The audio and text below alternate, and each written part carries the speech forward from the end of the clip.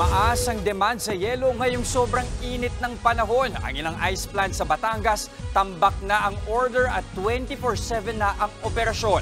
Nasa frontline ng balitang yan, si JC Cosico. Ngayong sobrang init ng panahon, patok ang mga pampalamig. Halo-halo sa malamig. Name it, I will take it. Dahil intense ang init.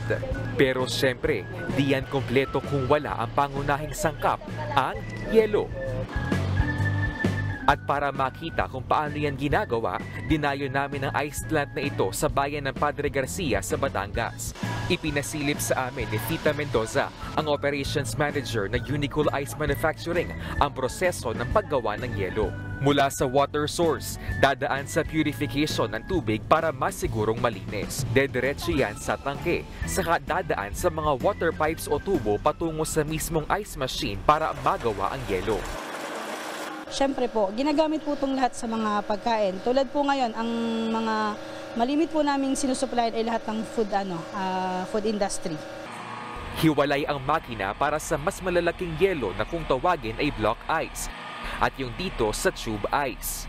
Inaabot ng halos 30 minutes yung buong proseso sa paggawa ng tube ice. At sa loob naman ng isang buong araw, umaabot sa 10 tons ng yelo ang nagagawa ng makinang ito. Ilalagay naman sa styro o sako ang yelo sa titimbangin. Sunod namang ilalagay ang napak na yelo sa cold storage na ngayon ay kakaunti ang laman dahil sa sobrang taas ng demand.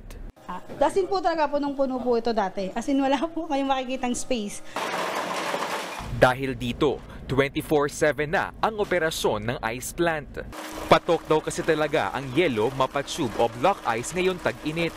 150 pesos ang kada sako ng tube ice na nasa 25 kilos. Yan din ang presyo ng kada piraso ng block ice. Dito naman po sa Padre Garcia, bayan namin ng Padre Garcia, mostly po lahat naman po ng mga milk tea and lahat ng food shop, kami na po yung nagsusupply. Humahabol na rin si block ice kasi nga po yung mga crush ice, marami po kasi ngayon nag-experiment yata ng mga halo-haluan.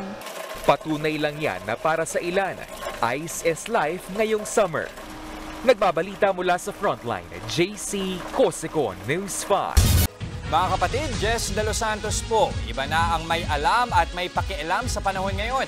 Para sa tuloy-tuloy na balitaan sa frontline kahit weekend, mag-follow at mag-subscribe.